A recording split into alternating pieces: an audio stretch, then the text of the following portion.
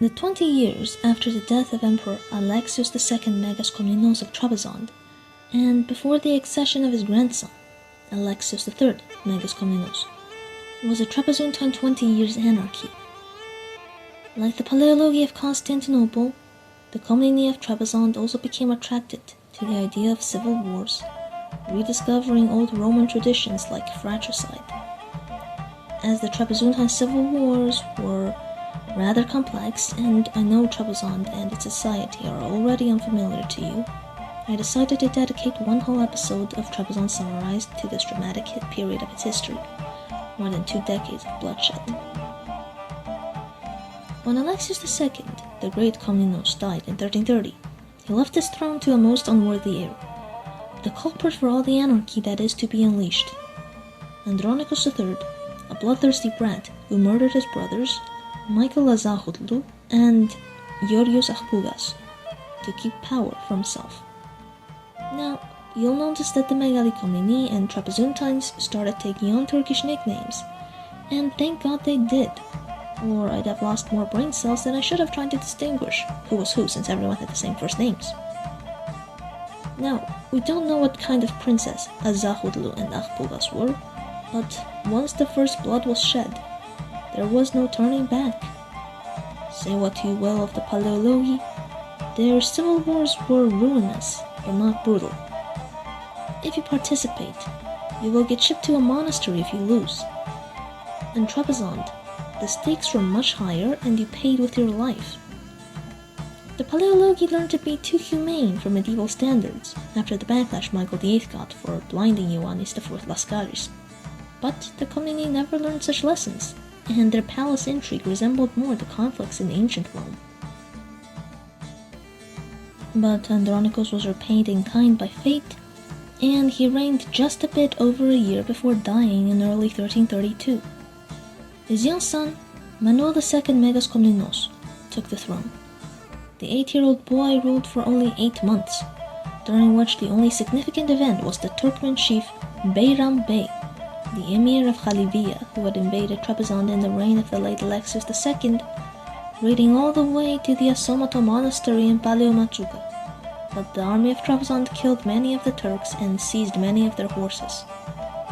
After that, the consequences of Andronikos' actions came to haunt the empire, for he showed the Trapezuntine aristocracy that it was okay to murder to get power, and he left one loose end alive. Basileios Megas Komnenos, the last son of Alexios II, was in the Queen of Cities when Andronikos III Megas Komnenos slaughtered his brothers. So, Basileios survived and was now invited to come take the throne of Trebizond from the son of the hated fratricidal monarch. Basileios obliged.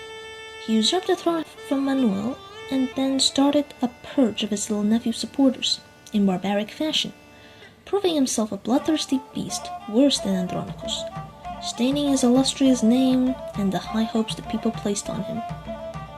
Basileios murdered the whole family of the Megas Dukes, the Admiral of Trebizond, Likis Chatingeos, whose wife was literally stoned to death.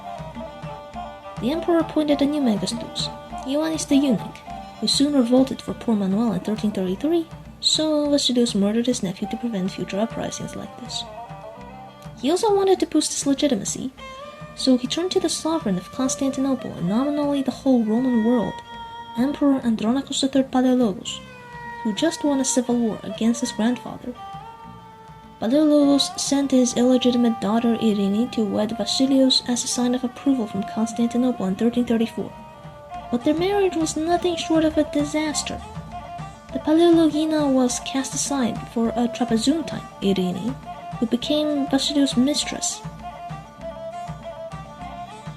The Emperor of Trebizond proved himself a butcher, a kinslayer, a tyrant, and a lecher in the space of 2 years, and to make things worse, the Turkmen Sheikh Hassan invaded Trebizond in 1335.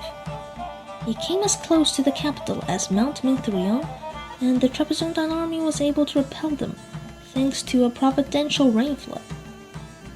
Still, the people of Trebizond had enough of this indecent ruler, and when there came a solar eclipse at Lent in 1336, they blamed their emperor and stoned him.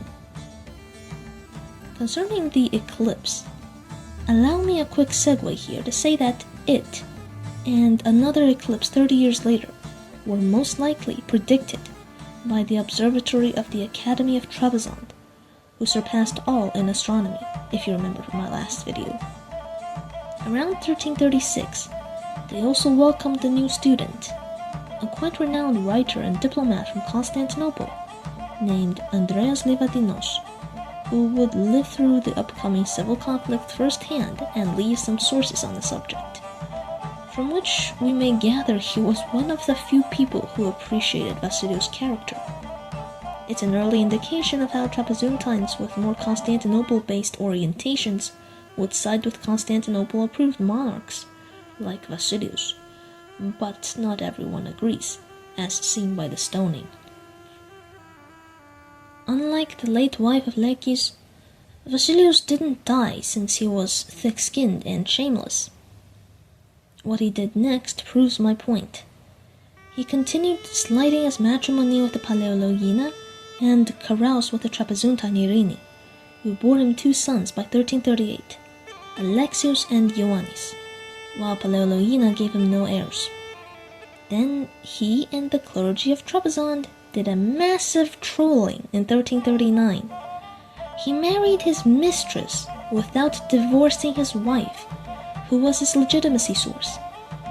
He hoped nobody would even notice, since both empresses were named Eirene, and if the clergy was honoring one Eirene in their services, what did it matter? He drove Palaiologoi from the palace too, but the Patriarch of Constantinople was no idiot, and wrote to the Metropolitan of Trebizond complaining of the abuse that the legitimate empress suffered. Frankly, we'd feel bad for Palaiologoi too, and maybe we wouldn't even blame her too badly if she was responsible for what came next. In 1340, Basileios died suddenly after a short illness, leading some to speculate he was poisoned. After that, Palaiologoi immediately took power with her supporters. She banished the Trapezuntine Eirene and her sons to Constantinople, for safekeeping with her father. With his death, we complete the first decade of the Trapezuntine 20 Years Anarchy and move to the next stage, the intense infighting between his surviving relatives and wives, backed by the emerging parties of Trapezuntine archontes who really steer the direction of the war. The empire itself was probably not terribly mismanaged, but the conduct of Basileios was just repulsive. He was a blatant murderer and adulterer, and it was pure fortune that no external enemies took too much advantage of the fragility of the state. Basileios was barely worthy of the title of Megas Komnenos, except in the fact that he resembled most of all the patriarch of his dynasty, the infamous Andronikos I Komnenos, who shocked Constantinople with the blood he spilled and the maidens he ravaged. At this point, I'd like to quickly explain why this video took longer than I expected.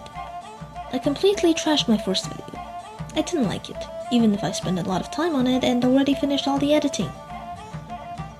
I found out that I made several historiographical mistakes, from being overly reliant on a flawed and outdated historian.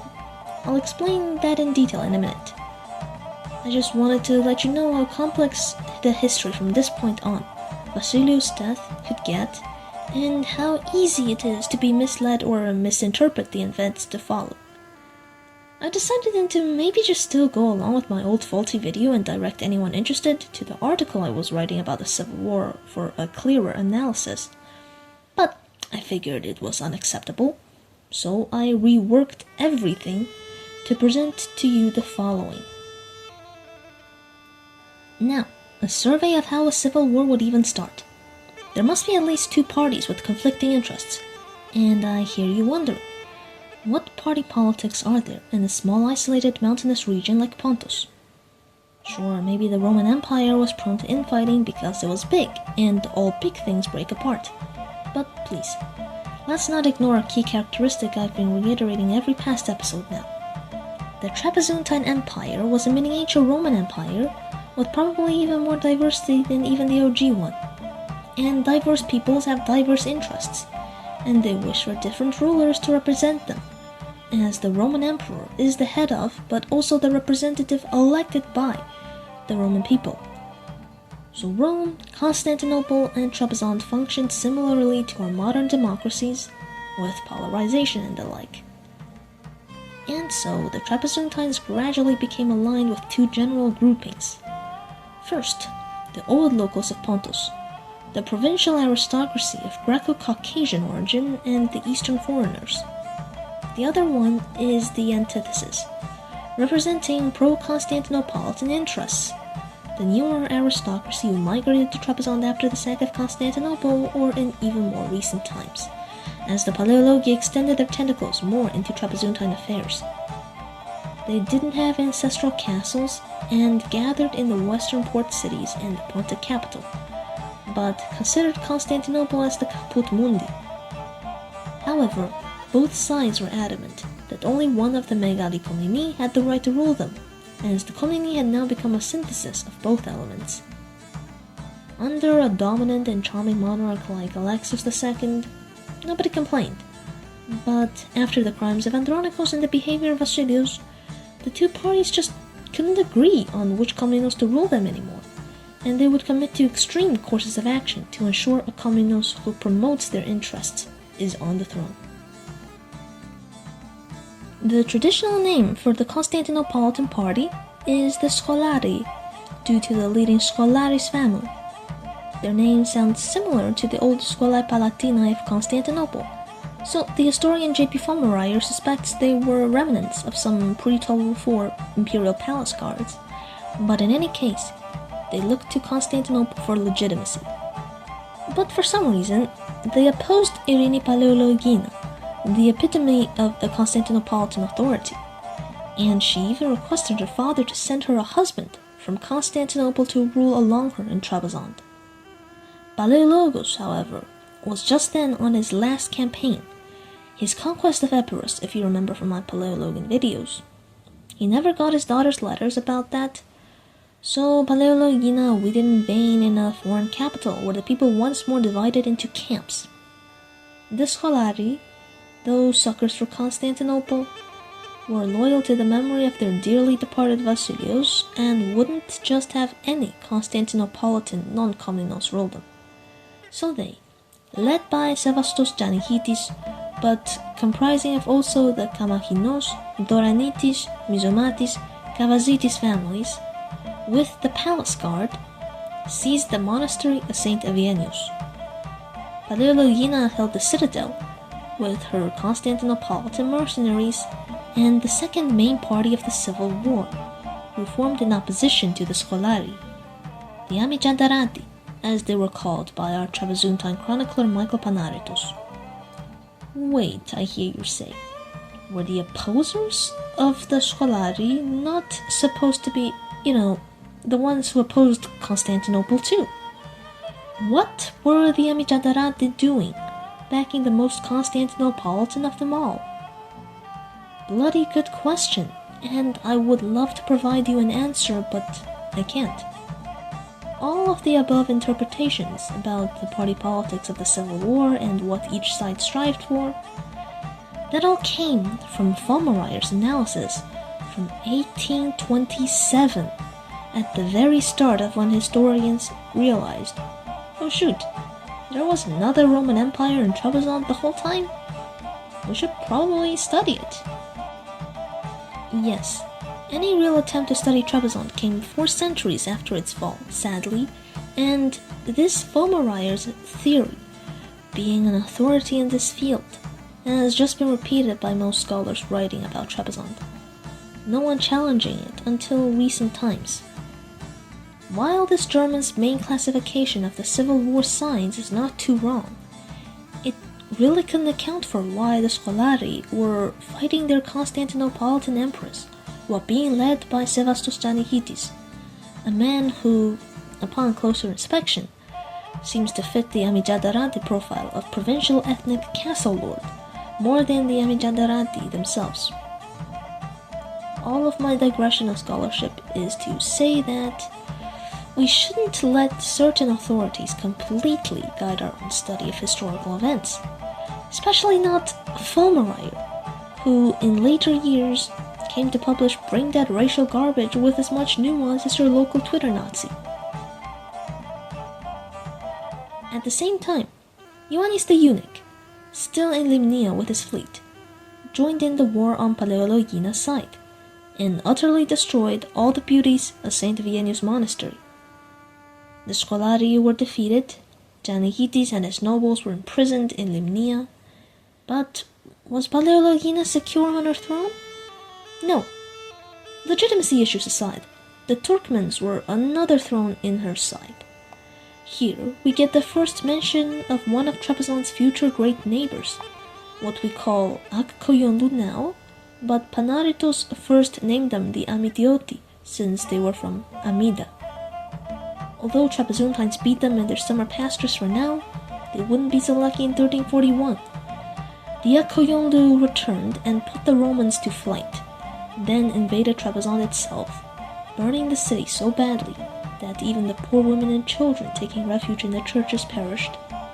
Needless to say, many lives were lost, and even more followed, as the burned corpses in the capital started a plague. Generally, in these moments, the people will cry out for a change of leadership, complain about losing God's favor, and it seemed the perfect opportunity for another lady. Alexios II fathered daughters too, and his eldest was called Anna, nicknamed Anahulu. You wonder what all these nicknames mean.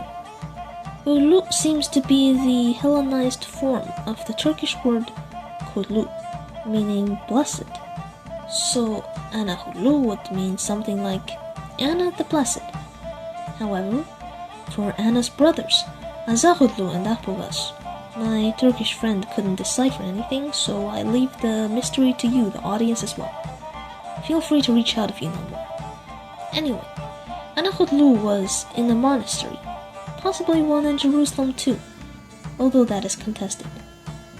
But what is important for us is that she left, and came to retake the throne of her ancestors. For an escaped nun, she managed to raise considerable support. She went through Lazia, where she attracted a large number of the Caucasians in the empire, like the Laz and Jan peoples, to join her army. Then they marched on Trebizond, where the Turkic raids, fire, and plague had conveniently plummeted Palaiologina's already low support. She was deposed in favor of Anahudlu, a daughter of the legitimate Trapezuntine dynasty, who represented local interests. The Amiantadaranti switched sides, backing their new empress Anna Megali Komnenoi. Anahudlu may have been a decent empress, but we never got the chance to see it. The Scholarii weren't going to let the Amiantadaranti win so easily. Their new puppet arrived from Constantinople in just a few weeks. While Palaiologos died before he could send his daughter a new husband, his friend Ioannis Kanakouzinos took to heart this request and sent another Megas Komnenos in Constantinople to Trebizond, the brother of Alexios II, Michael Megas Komnenos, who was left by their mother in the Queen of Cities. Michael was escorted to Trebizond by Nikitas Scholaris and Grigorios Mizomatis, and the Scholarii secretly swore an oath by the Metropolitan to serve Michael, the eldest male relative of the late Alexios II. But the poor guy was never destined to rule. Both Amiantadaranti and Scholarii had problems with him. For the former because he was not Anna, and for the latter, well, Michael was an old and mature man who might not comply with their whims. And so, while the Scholarii treacherously imprisoned Michael in the palace, Anahulu's last loyalists killed his troops and plundered his galleys. Anna now dealt with both pretenders from Constantinople. She shipped Palaiologina back and locked up Michael in Ineo, then Limnia. But her rule was shaky. The Scholarii leaders escaped on a Venetian ship and went to Genoa, where they got a new young puppet, Michael's son Ioannis, All of the above mentioned, and Constantinople, naturally, opposed Anna, and she was also gradually suffering discontent from her own supporters. We're not really sure where she went wrong. Militarily, she was doing fine, as the Akoyunlu raid on the empire during her reign was beaten back decisively by Anahutu's army in 1342. But still, by then even the Amiantadaranti stopped being her allies, so it is speculated her internal or economic policies were upsetting for those who represented the local interests. Anyhow, the Scholarii seized this opportunity and returned to Trebizond with Ioannis and Genoese support, and riding on this popular discontent, they took the capital and put Ioannis III Megas Komnenos on the throne. What followed was another bloodbath. The Amiantadaranti suffered a purge, many of the Laz troops and Anahutu supporters were killed, while Empress Anna herself was strangled to death, along with the mother of another nobleman. In general, those few years in the early 1340s were hell for most Trapezuntines, who lived in fear of reprisals from the other side. Andreas Livadinos suffered quite a bit of suspicion for his Constantinople connections, and he wallowed in terror the whole time. Once the Scholarii satiated their lust for vengeance, they got to work to manipulate their new puppet, who was a pleasure-indulged bastard who refused to even listen to the ones who put him on the throne. So, once the Megas Dukes in Limnia, Ioannis the eunuch, who held Michael, died in 1344, Scholaries fetched old Michael to replace his worthless son, who reigned for just a year. Then Emperor Michael Megas Komnenos was enthroned, but he had to swear to obey those who once swore to be loyal to him. Yes, Michael was nothing but up front for the ascendant Scholarii, who ruled de facto and divided the government among themselves. Scholaries became Megas Dukes, Mizomatis the Megas Tarapetarchis.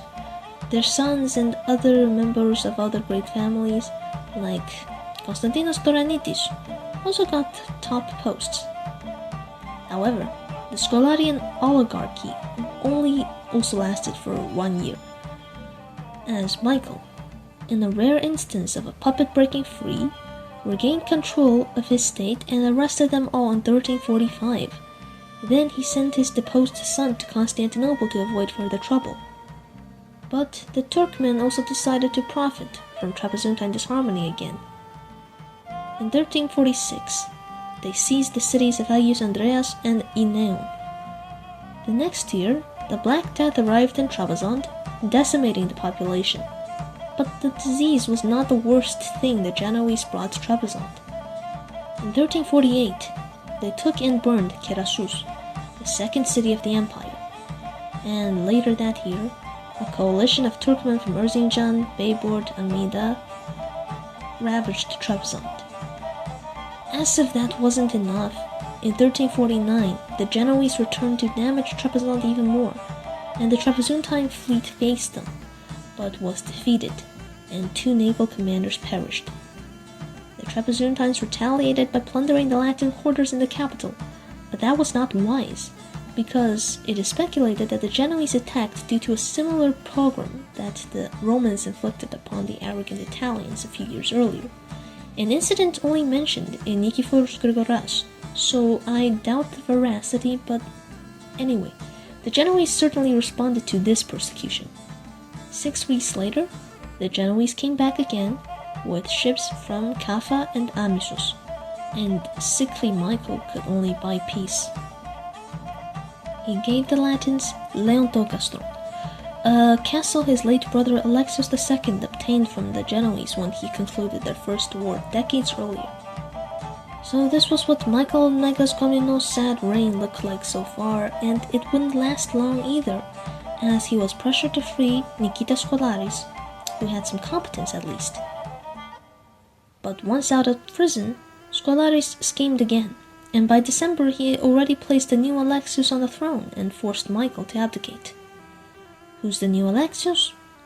Scholaris had brought back the mistress of Basileios to this Game of Thrones, Eirene of Trebizond, and her son, Ioannis, who took on the name of Alexios in honor of his grandfather Alexios II, whose death started all this chaos.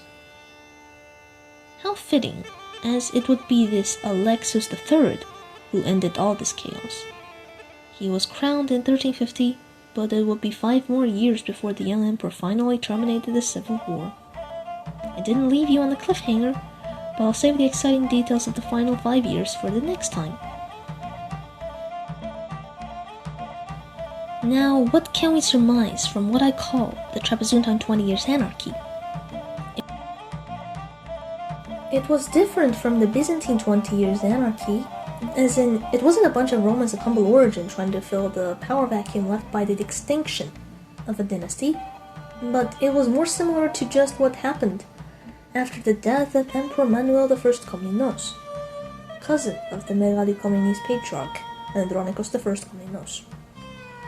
We can equate Manuel I to Alexios II Megas Komnenos, 2 great Komnenian emperors who ruled long and prosperous reigns, bringing wealth and prestige to his people. But upon their deaths, a few mistakes made their whole surviving family fight for the throne, leaving them mostly dead. And it's crazy how much of the Trapezuntine emperors we just covered fit quite well with the Komneni who fought each other after Manuel's death. We have Manuel II Megas Komnenos, an innocent boy Basileios who was pushed aside but later brutally murdered by his uncle, like Alexios II Komnenos. The uncle was someone the people originally viewed with rose-tinted glasses, but then realized how bad he was once given the chance to rule, having no scruples about killing relatives and being infamous for lewdness. This applies to both Basileios Megas Komnenos and Andronikos I Komnenos. Then both of them had offspring who were sent away to exile. Basileios' sons, Alexios and Ioannis, and Andronikos' grandsons, Alexios and David, were shipped in reverse directions. The first from Trebizond to Constantinople, the second from Constantinople to Trebizond. They were all thought to be irrelevant until they proved themselves in the future, redeeming their image, as Alexios I Megas Komnenos founded the Empire of Trebizond, while Alexios III would restore peace to it after this tumult. We also have some very interesting powerful female figures, who mirrored those after Manuel I's reign. Empress Irene Palaiologina, the foreign empress, although a Roman herself. She was always seen as this stranger and usurper from the West, like Maria of Antioch, the Latin widow of Manuel I. She tried to establish her place in this distant land that did not welcome her rule, but ultimately failed due to the xenophobia of the locals, a rumor about her having an affair with a palace official, and the strong opposition of a fiery Komnenian princess, the eldest daughter of the late emperor whose death unleashed the instability. Andronikos II Megas Komnenos stepped into the shoes of Maria Komneni, and both fought a year-long civil war with the foreign empress, whether the Palaiologina or the Antioch king, although both were toppled shortly after by the scheming of others. If we go even further, we can find parallels between Michael and his son, Ioannis III Megas Komnenos, with the Angelos father and son, Isakios II and Alexios IV Angelos. Michael and Isakios were both unwilling emperors, thrust into the throne by circumstance. They could both trace themselves back to an older line of legitimacy. They were ineffective against the Latins and Turks who assaulted the empire simultaneously due to the internal weakness of the empire, and ended up as victims of Roman political intrigue. Their sons, Ioannis and Alexios, grew up in the West, were very detached from their imperial heritage but still used by greedy men to achieve their own ambitions. However, once both Ioannis III and Alexios IV outgrew their usefulness, they were quickly discarded and punished by those schemers who deemed them to be ungrateful. The parallels here are quite crazy, although chronologically they don't fit in as perfectly as the Isaurian Komnenian connection I found before, we still see the same archetypes appearing in mostly the same type of context again. It just makes you wonder how much history echoes through the ages, and how Roman, how Komnenian the Megali Komneni of Trebizond truly were.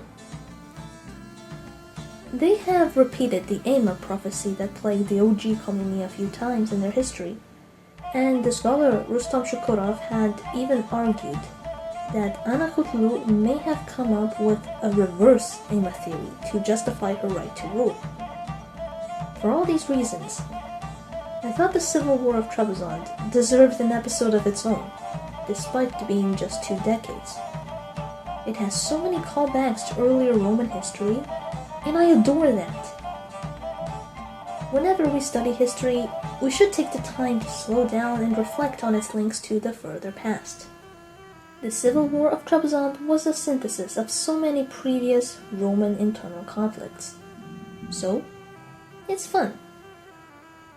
But now it's time to end this.